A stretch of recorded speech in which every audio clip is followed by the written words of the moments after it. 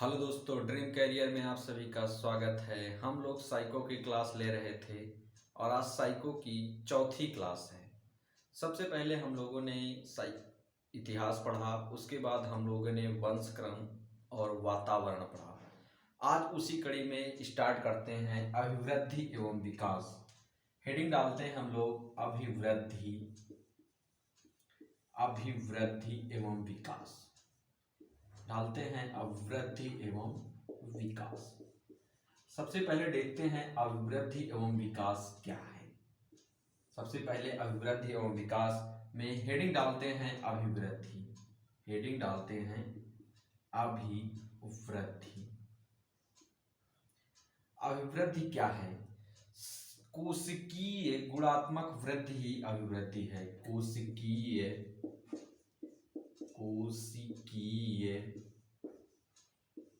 वृद्धि ही अभिवृद्धि है। कोशिकीय वृद्धि ही अभिवृद्धि है। कोशिकीय वृद्धि ही अभिवृद्धि है। कोशिकीय वृद्धि ही अभिवृद्धि है, ये हमारी अभिवृद्धि हुई है। और कोशिकीय वृद्धि ही अभिवृद्धि है। देखते हैं अभिवृद्धि के बारे में हमारे वैज्ञानिक ने क्या कहा है। वैज्ञानिक फ्रैंक ने क्या कहा है? वैज्ञानिक फ्रैंक के अनुसार, फ्रैंक के अनुसार फ्रैंक ने अभिवृद्धि को कैसे डिफाइंड किया है? तो फ्रैंक ने कहा है कोशिकीय गुणात्मक वृद्धि ही अभिवृद्धि है। कोशिकीय वृद्धि ही अभिवृद्धि है, ये अभिवृद्धि की डेफिनेशन है। और आएगा कोशिकीय गुणात्मक वृद्धि ही, कोशिकीय गुणात्मक वृद्धि ही, कोशिकीय गुणात्मक वृद्धि ही अभिवृद्धि है। कोशिकीय गुणात्मक वृद्धि ही अभिवृद्धि है। ये हमारी हो गई क्या? अभिवृद्धि। आगे देखते हैं कि विकास किसे कहते हैं। अभिवृद्धि हमारा हो गया, अब देखते हैं विकास किसे कहते हैं। पहले हमने अभिवृद्धि की डिफिनेशन देखी, उसके बाद फ्रैंक नामक वैज्ञानिक के अनुसार अभिवृद्धि की डिफिनेशन देखी। अब देखते हैं विकास, विकास किसे कहते हैं। तो विकास मानव में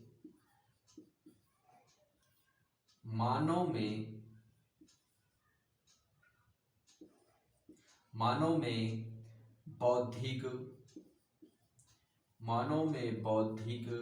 शारीरिक, मानसिक, मानव में शारीरिक, बौद्धिक, मानसिक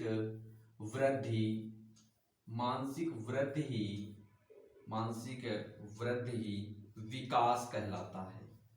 मानसिक वृद्धि ही विकास कहलाता है, विकास कहलाता है।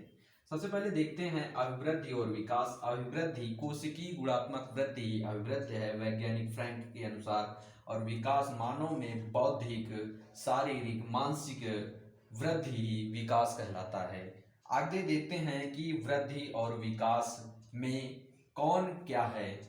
वृद्धि और विकास एक दूसरे के गुणनफल होते हैं कि पूरक होते हैं। इसका स्क्रीनशॉट आप लोग ले लीजिएगा। आई होप आप लोग स्क्रीनशॉट ले चुके होंगे। आगे नेक्स्ट स्लाइड में देखते हैं कि अभिवृद्धि और विकास में क्या संबंध है। जो अभिवृद्धि और विकास होता है, आगे देखते हैं अभिवृद्धि और विकास, अभिवृद्धि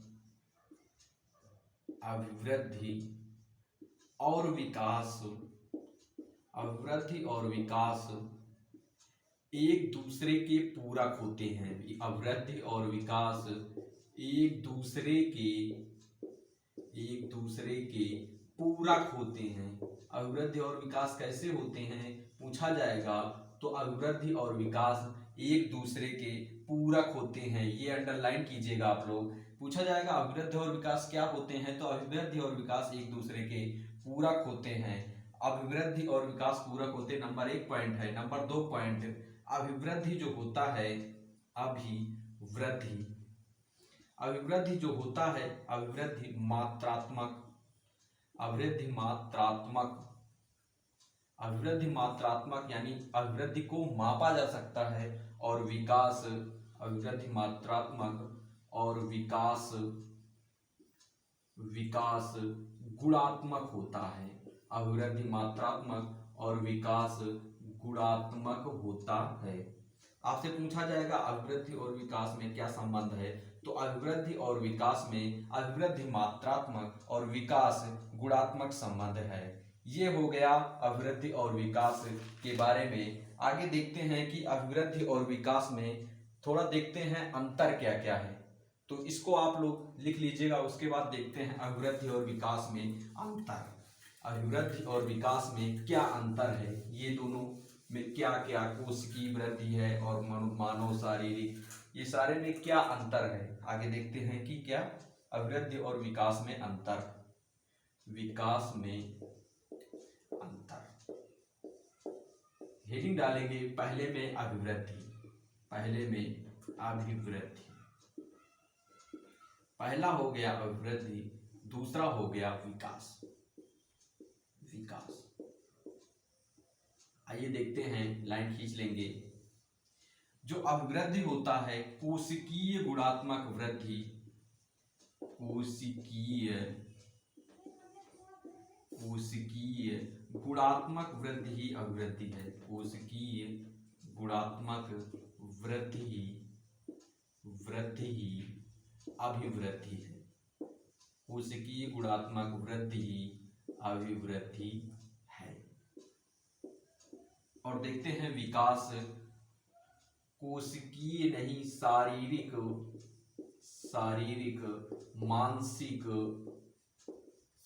हो गया, मानसिक हो गया, नैतिक हो गया, नैतिक वृद्धि, नैतिक हो गया, बुद्धि हो गया, ये विकास है, ये विकास है, ये विकास है। शारीरिक हो गया, मानसिक हो गया, नैतिक हो गया, ये विकास है।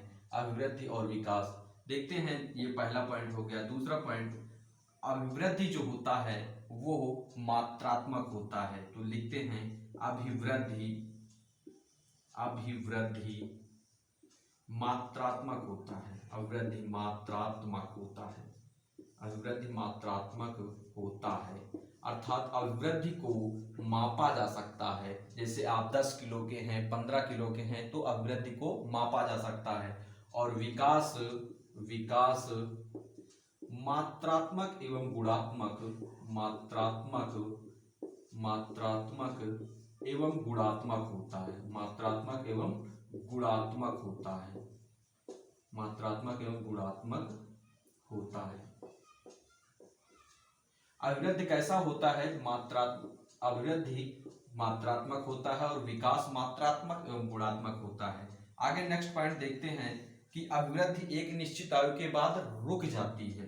अभिवृद्धि एक निश्चित आयु के बाद, एक निश्चित आयु के बाद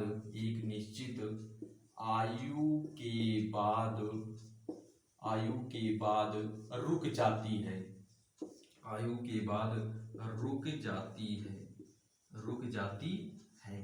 और विकास जीवन पर्यंत चलता रहता है। विकास जीवन पर्यंत चलता रहता है। जीवन पर्यंत चलता रहता है। पूछा जाता है कि अभिवृद्धि एक निश्चित आयु के बाद रुक जाता है और विकास जीवन पर्यंत चलता रहता है।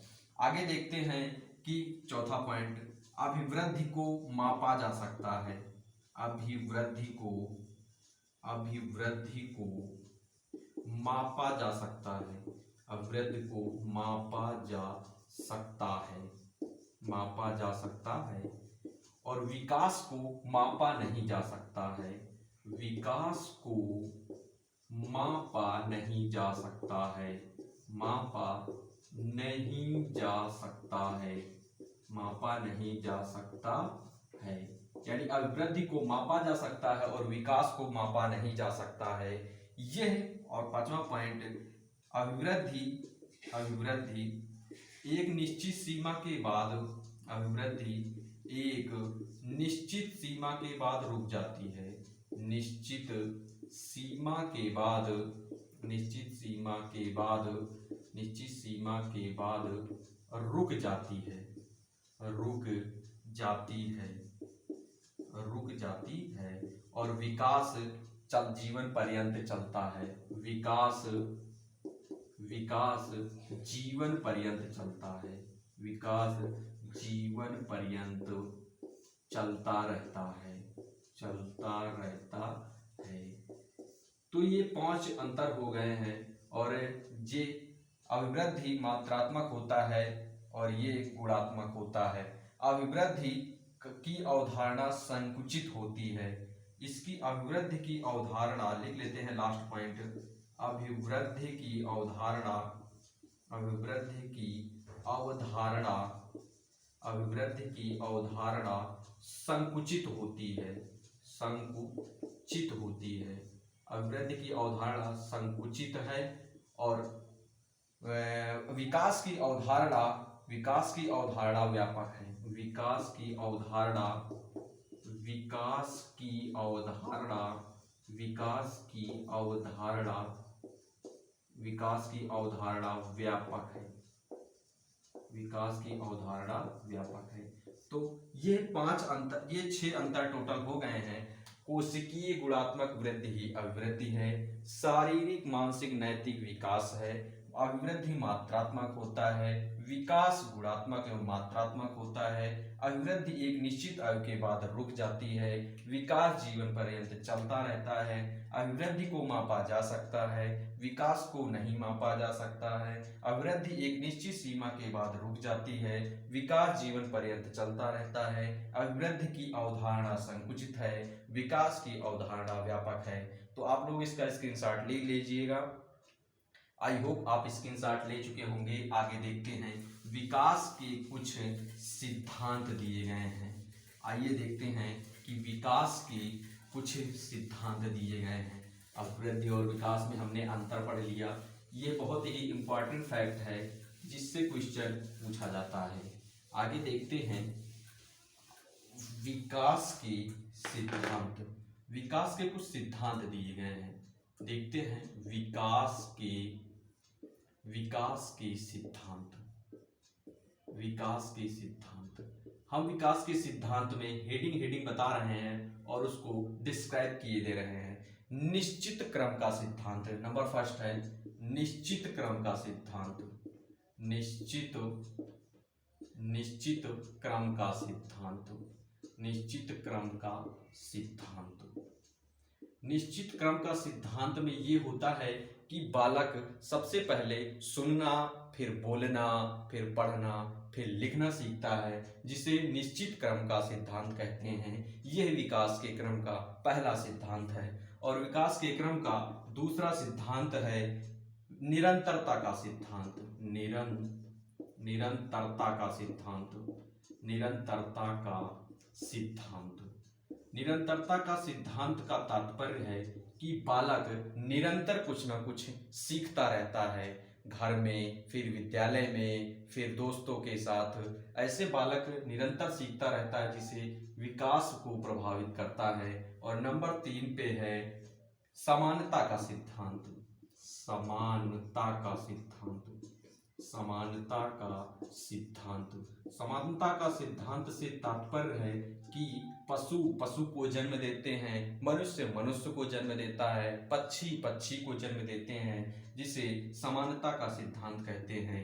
आइए नंबर 4 पे देखते हैं चक्राकार विकास का सिद्धांत। चक्राकार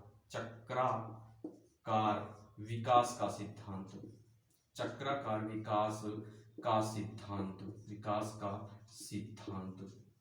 इसमें पूछा जाता है कि बालक का विकास कैसे होता है। तो बालक चक्राकार विकास के सिद्धांत में बालक में कुछ अंगों का विकास पहले होता है और कुछ अंगों का विकास बाद में होता है। कुछ अंगों का जो पहले विकास होता है बाद में रुक जाता है। जिन अंगों का विकास पहले नहीं हो पाता है उन अंगों का विकास बाद में होता है। इसे चक्राकार सिद्धांत कहते हैं। अगर पूछा जाए कि बालक का विकास कैसा होता है, कि बालक का विकास कैसा होता है, तो बालक का विकास चक्राकार होता है। आपकी सुविधा के लिए बालक का विकास चक्राकार आएगा, यह पूछा जाएगा बालक का विकास वर्तुलाकार होता है, वर्तुलाकार, वर्तुलाकार, वर्तुलाकार। अगर पूछा जाएगा बालक का विकास कैसे होता है, तो बालक का विकास चक्राकार होता है या वर्तुलाकार होता है। और ये काफी इम्पॉर्टेंट है, ये कई बार पेपर में पूछा गया है कि बालक का विकास कैसा होता है, तो बालक का विकास वर्तुलाकार होता है। आइए देखते हैं 6 नंबर पॉइंट पे। तो 6 नंबर पॉइंट 5 नंबर पॉइंट पे 5 नंबर पॉइंट है एकीकरण का सिद्धांत। 5 नंबर पॉइंट है एकीकरण का सिद्धांत, एकीकरण का सिद्धांत। एकीकरण के सिद्धांत से बालक का बहुत ही ज्यादा विकास होता है।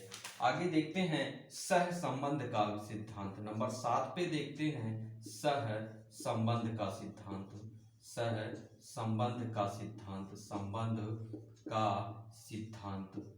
बालक में संबंध के अनुसार पर, जैसे अगर मम्मी पापा का विकास अच्छा हुआ है तो बालक का भी अच्छा विकास होगा, ये सहसंबंध का सिद्धांत है। नंबर 7, नंबर 8 देखते हैं। नंबर 8 पे क्या है, नंबर 8 होता है सामान्य से विशिष्ट क्रियाओं का सिद्धांत, सामान्य से विशिष्ट का सिद्धांत, सामान्य से विशिष्ट का सिद्धांत, विशिष्ट का सिद्धांत।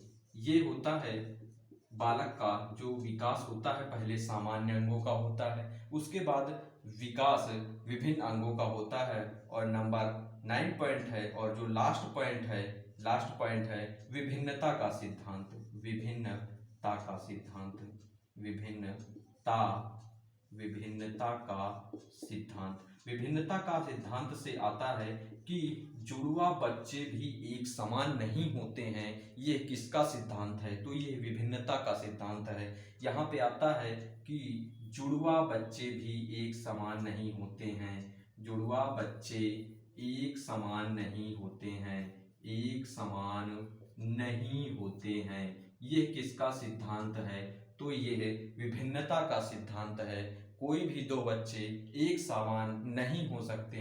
तो आइए देखते हैं विकास के कितने सिद्धांत हुए। निश्चित क्रम का सिद्धांत, निरंतरता का सिद्धांत, समानता का सिद्धांत, चक्राकार सिद्धांत, एकीकरण का सिद्धांत, सहसंबंध का सिद्धांत, सामान्य से विशिष्ट का सिद्धांत और विभिन्नता का सिद्धांत। आइए लास्ट में आप लोग स्क्रीनशॉट ले लीजिएगा। लास्ट में एक क्वेश्चन बहुत ही इंपॉर्टेंट और बता रहे हैं। एक वर्तुलाकार विकास का सिद्धांत हो गया, और एक पॉइंट है जिससे बच्चे में कैसे विकास होता है।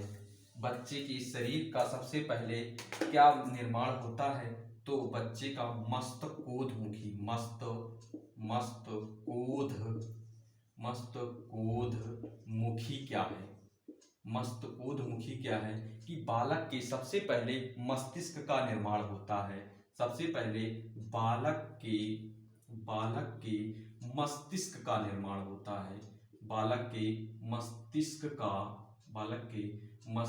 का निर्माण, बालक के सबसे पहले मस्तिष्क का निर्माण होता है, मस्तिष्क का निर्माण होता है, मस्तिष्क का निर्माण होता है। सबसे पहले मस्तिष्क का निर्माण होता है, और बाद में फिर पैर का निर्माण होता है, जिसे मस्तकोधमुखी कहते हैं। एक और सिद्धांत है जो केंद्र से परिधि की ओर होता है, जो केंद्र से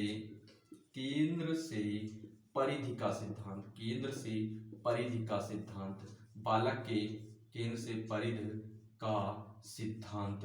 बालक के सबसे पहले केंद्र का निर्माण होता है, उसके बाद बालक के बाहरी अंगों का निर्माण होता है, जो केंद्र से परिधि की ओर सिद्धांत का है। और आज दोस्तों हमने अभिवृद्धि और विकास के बारे में कुछ महत्वपूर्ण जानकारियां एकत्र की हैं। आगे की क्लास में हम लोग इसके आगे पढ़ेंगे गर्भावस्था, यानी अवस्थाओं के प्रकार। आज की क्लास यहीं तक दोस्तों, मिलते हैं नेक्स्ट वीडियो में। जय हिंद दोस्तों, थैंक यू।